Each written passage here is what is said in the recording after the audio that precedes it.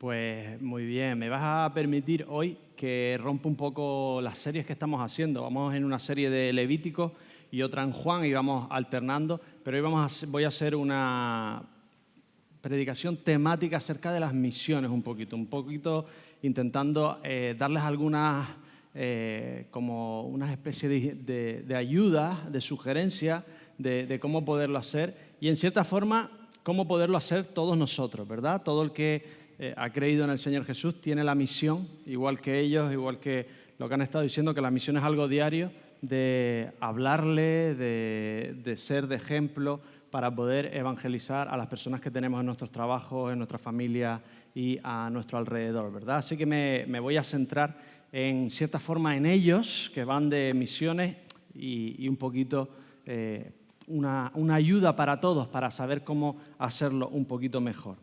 Cada generación cree que la siguiente es peor, es más vaga, menos resiliente, más consentida, menos respetuosa y menos capaz. Es lo normal de cada generación, piensa lo mismo que de la otra, la generación anterior de nosotros, los siguientes, etcétera, etcétera. Pero yo estoy convencido de que esta nueva generación que viene es mucho mejor que la anterior.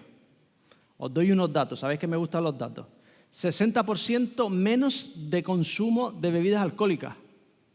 Fuman menos, vapean más, pero fuman bastante menos en general. Obviamente no había vapers antes. Salen menos por la noche. El nivel de ninis es el más bajo de la historia de España desde que se está mirando esto.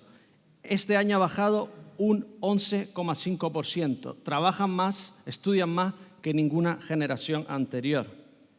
Y obviamente también tienen sus problemas asociados con los problemas y vicios de una generación digital, todos los problemas que nos trae el mundo digital y el mundo del ya, que te traigan de Pekín cualquier cosa ayer, que tú lo pidas hoy y te lo traigan ayer. Es la inmediatez absoluta de todo. Pues ellos tienen todos estos problemas de saber, no saber esperar, el mundo digital, las redes sociales, etcétera, etcétera. Tienen sus propios problemas, pero tienen lo más importante.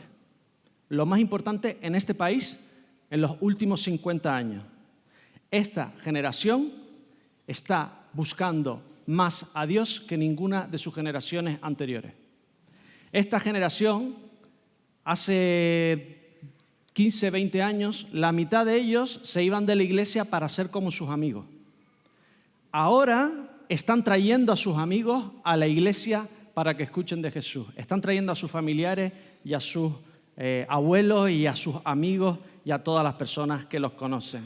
Es la generación que el Señor está tocando y sabemos y oramos que lleguen mucho más lejos a muchas más personas que nosotros nunca llegamos. Amén. Y la muestra es esta. La muestra es que han empleado 6 meses en reunirse, en prepararse, en estudiar la Biblia, en estar juntos y han empleado su dinero, su esfuerzo, su verano. Muchos, en vez de trabajar, que es lo que hace la mayoría aquí, emplean un tiempo para irse a llevar el Evangelio a otros sitios de Europa. Así que le damos las gracias al Señor por ello. Y estamos encantados y sabemos que el Señor va a hacer cosas increíbles.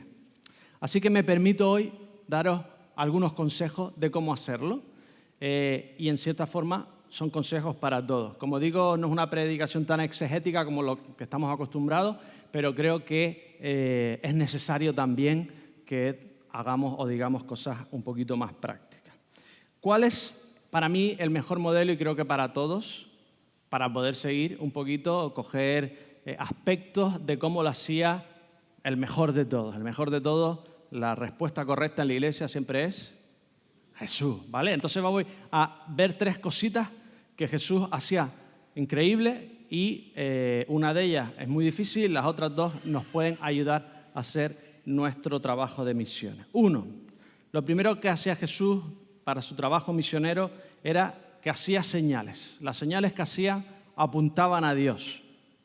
Pero a lo largo de la historia de los últimos 2000 años, generalmente cuando un sitio ya ha llegado el Evangelio y ha sido evangelizado de alguna forma, hacer señales espectaculares, milagrosas, no es la forma en la que Dios ha actuado generalmente de forma mayoritaria. Sigue el Señor haciendo milagros, que estemos aquí es un milagro, que sigamos vivos es un milagro, pero generalmente, históricamente hablando, en el momento que ya el Evangelio ha llegado, generalmente Dios no actúa o no da señales como lo hizo Jesucristo en el sentido de señales espectaculares, milagrosas. Es más, el 99,9999% de los que han aceptado el Evangelio lo han hecho por un familiar o un amigo que los quería, que les explicó el Evangelio, que lo trajo a la iglesia, que le dijo, ven conmigo, te quiero explicar esto. Casi todos. Por lo tanto, si el Señor ha utilizado ese método y el Señor quiere que todos se salven, es que es el método más adecuado para ir y hacer misiones. Ir y decirle a los demás el milagro que Dios ha hecho en tu vida, porque ese es el mayor milagro que existe, es que Dios resucite muertos, ¿sí o no? Es que Dios le abra los ojos a las personas y de repente se den cuenta que Él existe, que Él está ahí, que Él los ama y que Él tiene una forma de atraerlos hacia sí de una forma milagrosa. Ese es el gran milagro. Ese es el gran milagro. No hay milagros mayores que eso. Y eso sí se lo podemos decir a los demás, lo que Dios ha hecho en ti y lo que Dios puede hacer en ti. Así que en oración es lo que oramos, ¿verdad? Que Dios abra los ojos a las personas. 2, Jesucristo tenía un mensaje que era, por un lado, lo podía entender un niño y por el otro es totalmente contraintuitivo, va en contra de la intuición espiritual que tiene todo el mundo en toda la historia y que tenemos nosotros dentro, y es que la lógica, hay una lógica aplastante que todos tenemos dentro, y es que si queremos alcanzar el bien absoluto, para poderlo alcanzar, ¿qué tenemos que hacer? Ser bueno, ser cada vez más bueno. Entonces toda religión, toda creencia trata de mejorar, acercarte a, vaciarte de, para poder llegar a esta bondad absoluta. Generalmente hablando es lo que creen todos. De repente te llega Jesús y te dice que cumplir la ley, que ser perfecto, que hacer bondad realmente es imposible, que nadie llega. Que todos, por cuanto todos pecaron, están... La palabra puede ser perfectamente traducida a descalificados de la gloria de Dios. No calificamos, no llegamos a la calificación. Por mucho que lo intentemos, no vamos a llegar nunca a la calificación. Jesucristo dice que es imposible cumplir la ley, que es imposible hacer todas esas cosas que se tienen que hacer, que lo único que podemos hacer es ser salvados por Él, tener fe en Él. Piénsalo así de esta forma. Entre la maldad que hacemos, todos reconocemos que tenemos ciertos estándares y que nunca llegamos. No queremos mentir y mentimos.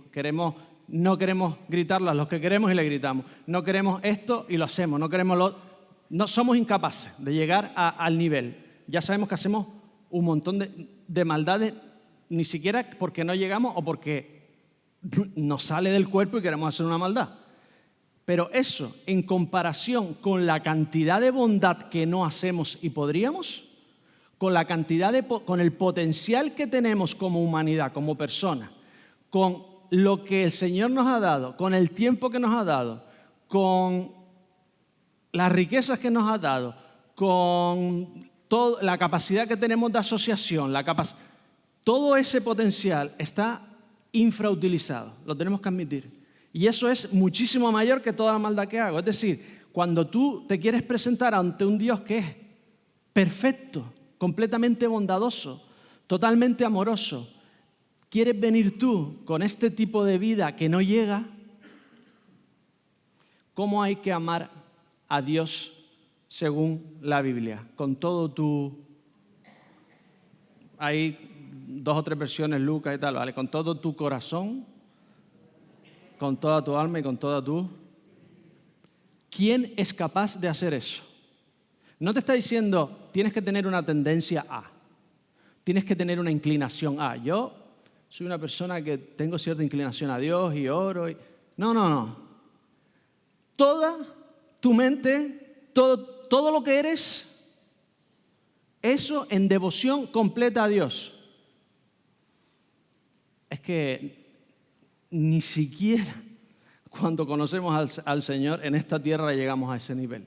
Siempre nos quedamos cortos, siempre necesitamos que nos salven de nosotros mismos, de siempre estar nosotros centrándonos en nosotros. Somos el centro de nuestras vidas y somos lo principal. Todo depende de lo que yo piense, quiera o desee. El que no acepte eso es que no se conoce mucho. Así que, ¿qué te dice Jesús? ¿Cómo lo hace Jesús? ¿Cuál es el mensaje? Jesús te dice, es imposible que lo intentes, ni siquiera inténtalo. Es que es imposible. Lo que tienes que hacer es poner tu fe en mí, porque yo sí lo he conseguido. Yo soy Dios que vino a esta tierra y ese sacrificio tan grande hace que toda la deuda de gloria que tenemos en Dios, contra Dios, por unas vidas que no le dan la gloria que se merece, Jesucristo, por su sacrificio, por venir a esta tierra, por vivir una vida perfecta, por subirse a una cruz, le da toda la gloria a Dios que nosotros le debemos. Y no solo eso, sino que paga toda nuestra maldad. Paga toda la maldad que hacemos y toda la bondad que no hacemos. Él lo hace todo allí en la cruz. Y el que tenga fe en Él calificará a través de Cristo para estar con el Padre por la eternidad. Ese es el mensaje. Que tenemos alguien que nos puede calificar para entrar. No porque lo merezcamos nosotros o podamos ser nosotros buenos, sino porque Él lo hizo todo en la cruz. Él fue absolutamente bueno. Este es el mensaje que tenemos que transmitir cuando vamos a misiones. Esta es la misión de nuestras vidas. Esto es lo que tenemos que ir transmitiendo a los demás. Tenemos que explicarles que por mucho que hagamos, nunca vamos a llegar sino a través de Jesús. ¿Y cómo daba Jesucristo este mensaje de salvación? Jesucristo, si vemos los evangelios, no soltaba todo el tiempo. No decía el plan completo todo el tiempo, sino a cada uno le iba mirando, sabía el corazón de todos, iba preguntando y a cada uno le iba dando una perla, iba sembrando, iba poniendo, iba aclarando, iba haciendo preguntas. A los pescadores le hablaba de pesca, a los agricultores de agricultura, a los ciudadanos de reino, a los escribas de escritura, a los fariseos de leyes, a los despreciados y a los marginados les hablaba de amor, los amaba y los tocaba. Así que tenemos que tener el discernimiento de hacerlo como Jesús.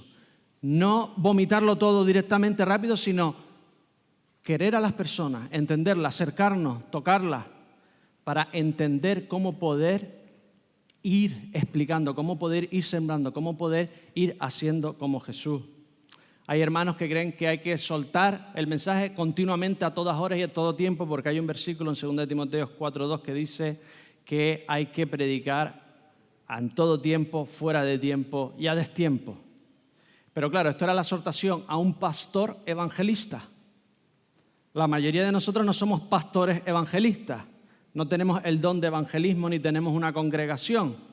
La mayoría de nosotros lo tenemos que hacer como nos dice Pablo en Colosenses 4, del 2 al 6. Colosenses 4, del 2 al 6 nos da unas pistas fantásticas, un modelo para poder hacer una misión de una forma que llegue a las personas y tener ese discernimiento que tenía Jesús. Búscalo conmigo, Colosenses 4, del 2 al 6.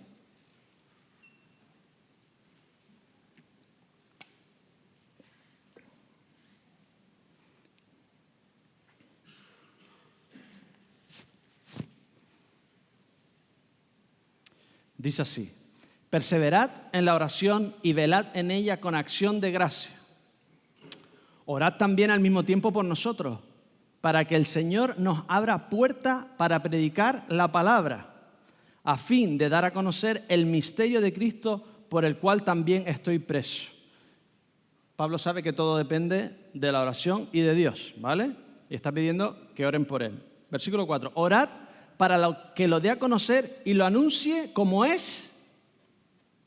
¿Qué pone en vuestras Biblias? Como es debido, adecuado. El gran Pablo, Rabí Saulo, está pidiendo oración para hacerlo de forma adecuada, debida, no de cualquier forma. No soltar lo que sea, sino de una forma adecuada.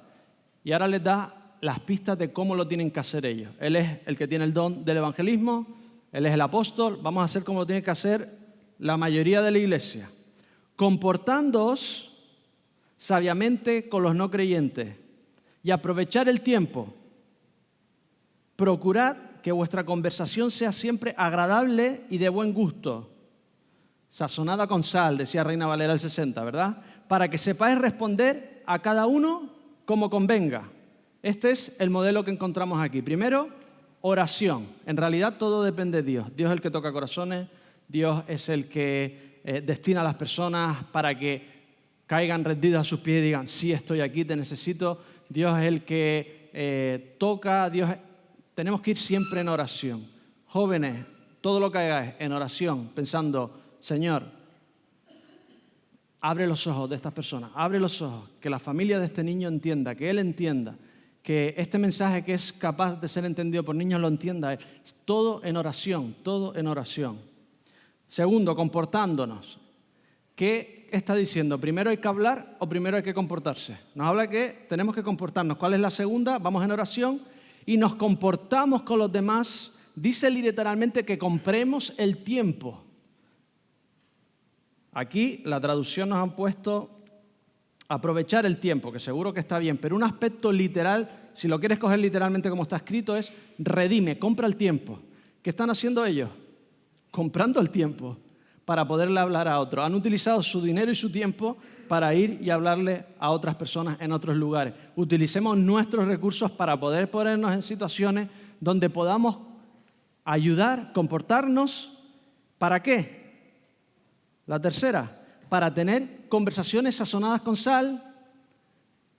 Tenemos que crear el interés por cómo nos estamos comportando, cómo los queremos, cómo les hablamos, para que nos pregunten por Cristo.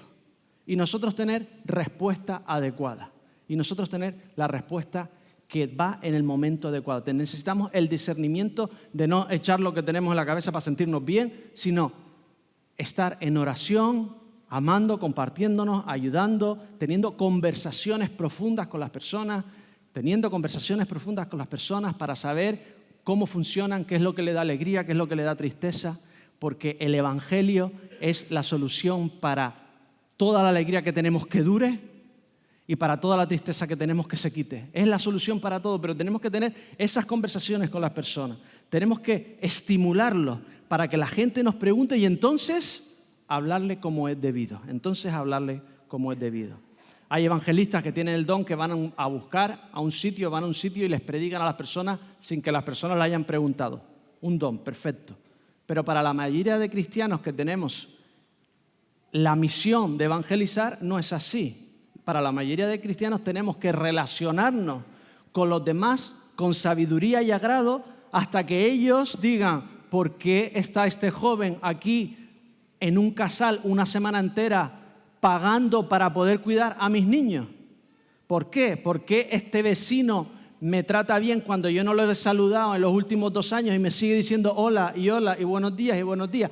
¿Qué interés tiene en decirme buenos días cuando yo ni le miro la cara? Creando conversaciones, creando espacios en los que las personas, por nuestro comportamiento, por nuestras oraciones que estamos intercediendo por las personas, venga y nos diga, ¿qué es eso que tienes tú? ¿Qué es lo que pasa aquí? ¿Qué está pasando aquí? ¿Por qué te estás comportando conmigo de esa forma? Y esa es la tercera manera que lo hacía Jesús. Él tenía conversaciones profundas con las personas. Él creaba el momento adecuado para decirle la palabra adecuada, para plantar la semilla de su mensaje y para estimular a las personas a que lo siguieran y a que lo buscaran. Y la herramienta más grande que tenía Jesús, una de ellas, era preguntas. Preguntaba y preguntaba y preguntaba. Hay más de 300 preguntas de Jesús en los libros del Nuevo Testamento. ¿Qué buscáis? ¿Quién de vosotros puede añadir un codo a su estatura? ¿Por qué tenéis miedo? ¿Por qué miras la paja del ojo de tu hermano? ¿De qué sirve al hombre ganar el mundo entero si pierde su alma? Las conversaciones profundas son el arma número 1 de nuestro arsenal de evangelismo. Es el bazooka del evangelismo, o bazooka, no sé cómo se llama. Es lo primero que hay, preguntar. Y preguntar, y preguntar, y preguntar. Y os digo que me voy a ir a una parte muy práctica aquí. Hay personas que sueltan y sueltan y hablan y sueltan el Evangelio y sueltan el Evangelio y hablan todo el rato, y eso por una persona que le escucha le han arruinado el Evangelio a 20. Porque ya lo he escuchado, ya me dio la plastanga. Cuando tú empiezas a hablar y te empiezas bla, bla, bla, y el Señor ha hecho esto y bla, bla, bla, bla, y tú al final llegas a un punto que tú oyes bla, bla, bla, bla, bla, bla, bla, bla, bla, bla, bla, bla. El día que lo necesitas te viene alguien a hablar del Evangelio y dices tú, a mí ya me han dado la plastanga de esto, no es para mí. ¿Qué es lo que tenemos que hacer? Ser sabios, ser sabios. Esto lo deberíamos saber todo, lo debería saber yo, pero voy a hablaros sin filtro, ya con la edad que tengo voy perdiendo filtros, se caen con los pelos, se me va a caer y voy perdiendo los filtros, y os voy a hablar honestamente, ¿vale? Totalmente honestamente. Esto es una conversación normal entre dos personas que tienen una conversación buena, que profundiza, que es una conversación que crea vínculos, que crea interés, que crea amor. Es esta, ¿vale? Algunos de vosotros o muchos de nosotros ni se ha dado cuenta, ¿vale? Nos falta inteligencia social. Y es así. Viene alguien y te pregunta algo y tú le respondes durante 2 o 3 minutos. Como tú lo has preguntado, la persona te lo pregunta de vuelta, generalmente. Eso es otra cosa parecida o de cierto estilo. ¿Cuánto tiempo tienes que hablar tú de vuelta? 2 o 3 minutos. Si tú hablas 12, 15 o 20, ahí no estás creando amistad. Ahí estás creando a alguien que está pensando en la comida y en a ver si se calla ya y ojalá venga alguien por aquí para poderme ir corriendo. Si no tienes amigos es porque no te interesa escuchar a otros. Os digo, muchas personas me dicen, es que vengo a la iglesia y claro, nadie me habla. Y esto es lo que está pasando. Le preguntan, contesta, le vuelven a preguntar, contesta, le vuelven a preguntar, contesta, y no preguntan nada de vuelta. Que eso es horroroso. Nadie aguanta a alguien así. Entonces, ya todo el mundo lo huele, los muy tímidos y los muy extrovertidos se huelen de lejos y nadie se acerca. Entonces, no es que nadie te quiere hablar, es que lo han intentado, generalmente seguro que hay alguno que nadie le ha hablado, pero lo han intentado y eres insoportable. No preguntas nada, no creas conversación, no creas nada de vuelta, ¿vale? Para que la otra persona se sienta escuchada, para que se sienta querida, para que quiera escucharle lo que Dios ha hecho en tu vida, ¿tú qué tienes que hacer? Interesarte por la otra persona. ¿Cómo te interesas por la otra persona? Preguntando, y preguntando, y escuchando, y escuchando. Así que estamos en los tímidos, los extratímidos, ¿vale? Los extratímidos. ¿No te gusta hablar? No pasa nada. ¿No te gusta hablar? No pasa nada. ¿Qué tienes que hacer si no te gusta hablar? Hacer hablar al otro. Y encima te callas la boca y pareces listo. ¿Sabes lo que te digo? Encima pareces una persona súper sabia. Tú eres tímido, no te gusta hablar, no pasa nada. Te aprendes una lista de preguntas. Y os aviso, sobre todo para los chicos, que les cuesta más, ¿vale? Te tienes que aprender una lista de preguntas para chicas, para el padre de la chica, para la madre de la chica. Tú tienes una batería de preguntas gigante. Y escucha y te interesa. Y tú haces hablar a tu suegro y vamos, eres el yerno de... Vamos, te trae la cerveza fría cada vez que pasas a través de la puerta. ¿Eres tímido? Pregunta, ponte a preguntar, interésate, porque si tú no me preguntas nada, ¿qué sensación me das a mí? Que te intereso una sanfaina. No te intereso en absoluto. Y entonces no quiero hablar contigo. Cuando un tímido me viene a mí y me quiere hablar del Evangelio, le digo, para eso sí quieres hablar, ¿no? Yo no soy cristiano. Y un tímido que no hay que sacarle las palabras con un sacacorcho. Me viene a hablar del Evangelio y le digo, ahora vete a hablarle a tu abuela. Es que yo no te quiero aguantar. ¿Eres tímido? Pregunta. Acércate a las personas, a los niños. No le tienes que hacer un interrogatorio, no le pongo una linterna en la cara para que hable. Pero, ¿qué comiste hoy? ¿Y te gustó? ¿Y qué es lo que más, la película que más te gusta? Y empiezas a crear, porque esa es la única forma de crear conversación. Y esto va para todo. Jesucristo amaba a las personas. ¿Cómo podemos amar a las personas? Queriéndolos, comportándonos con ellos, ayudándoles, conociéndolos, para saber qué es lo que le gusta, para saber qué es lo que le da miedo, qué es lo que necesita, y no como una excusa solo para evangelizarles, sino porque de verdad Dios quiere a las personas. Y de verdad tú debes querer a las personas. Y cuando empiezas a interesarte y empiezas a preguntar y empiezas a acercarte, se crean conversaciones. Y en las conversaciones se crea confianza. Y en la confianza es cuando alguien que tú le das un mensaje importante te va a escuchar.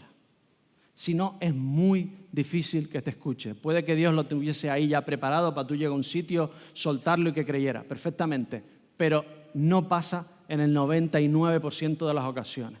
En el 99% de las ocasiones, si tú no lo amas, si no sabe que lo amas, no va a escuchar el mensaje que tienes para ti. Y el mensaje de Jesucristo es: te amo, te quiero salvar.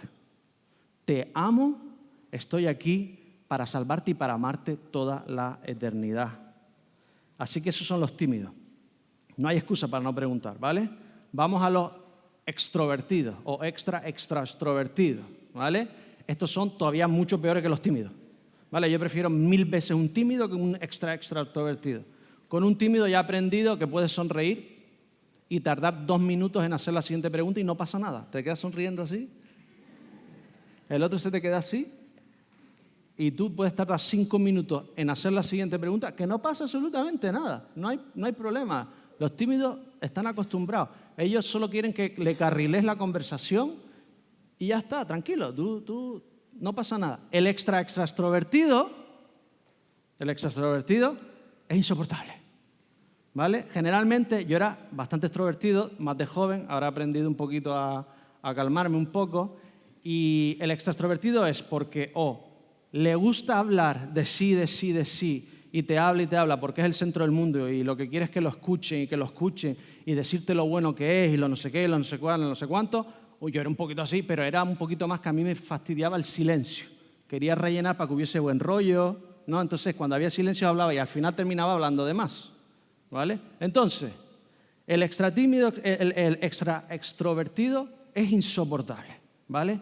Cuando tú hablas y le hablas de tu hijo y de tu perro y de no sé qué, y le hablas de tu vesícula y de no sé cuánto, y pam, después le dices que el Señor, al final terminas por no querer escuchar la palabra Señor nunca más. Entonces, el extra tímido, ¿qué tiene que hacer? Pensar desde fuera y decir: tengo que hablar lo mismo que habla el otro. Tengo que preguntar, y cuando me pregunten, yo le contesto, porque a nadie nos importa un bledo la vida de nadie, si te soy sincero.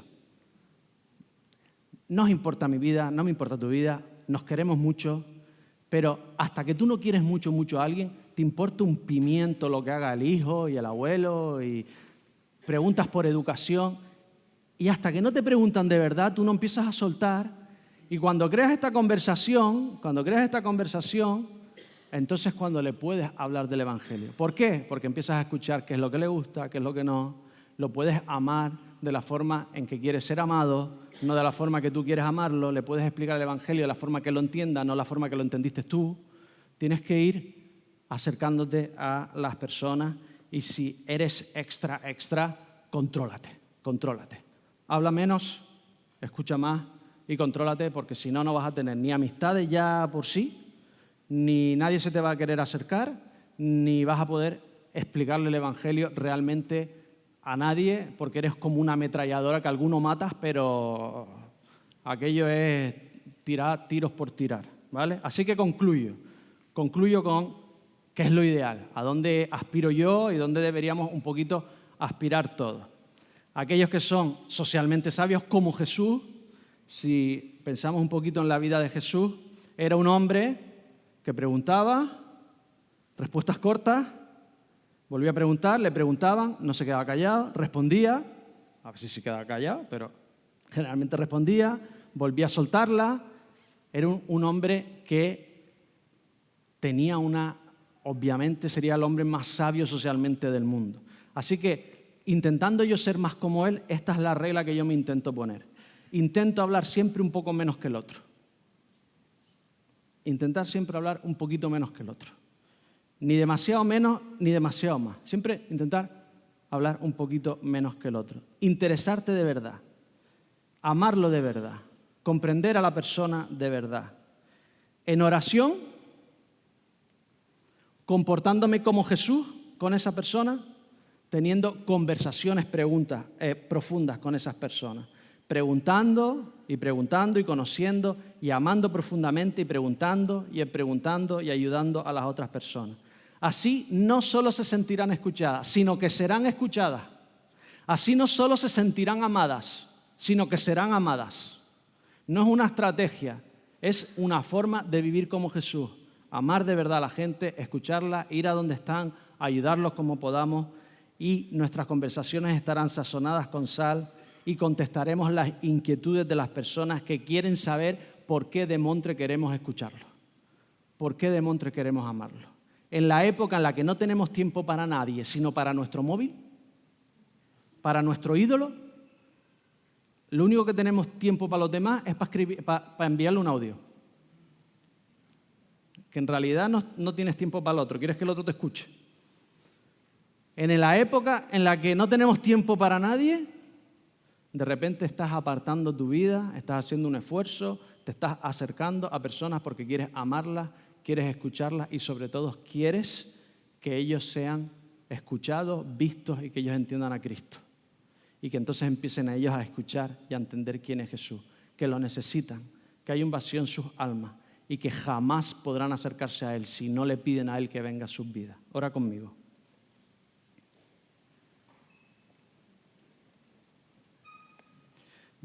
Dios de los cielos, te pedimos que nos ayudes a hacer nuestra misión en esta tierra de forma debida, de la forma adecuada. Señor, somos misioneros disfrazados de padres, misioneros disfrazados de profesores, misioneros disfrazados de médicos, misioneros disfrazados de tantas cosas, Señor, en las que tú nos has puesto aquí de forma temporal para que podamos llegar a otros, Señor, y podamos amar a otros y darles tu evangelio, Señor. Señor, te pido por todos estos jóvenes, Señor, que ellos hagan la misión, amando e interesándose de verdad por aquellos que quieren servir y amar, Señor. Señor, hazlo que sea un interés genuino. Señor, que su interés por alcanzarlos no solo sea una forma de sentirse mejor, una forma de cumplir el gran mandamiento, la gran comisión, perdón, Señor, una forma de tener una aventura espiritual, sino que de verdad vayan y vean a las personas y las escuchen y les pregunten y que tengan las respuestas adecuadas cuando le pregunten ¿por qué me escuchas? ¿Por qué me preguntas? ¿Por qué estás aquí? ¿Por qué estás haciendo esto, Señor? Dale discernimiento, dale capacidad de respuesta, Señor, dale claridad y dale sobre todo amor, Señor. Te lo pido todo en el nombre del Señor Jesús. Amén, amén. Que el Señor os bendiga mucho y buen viaje.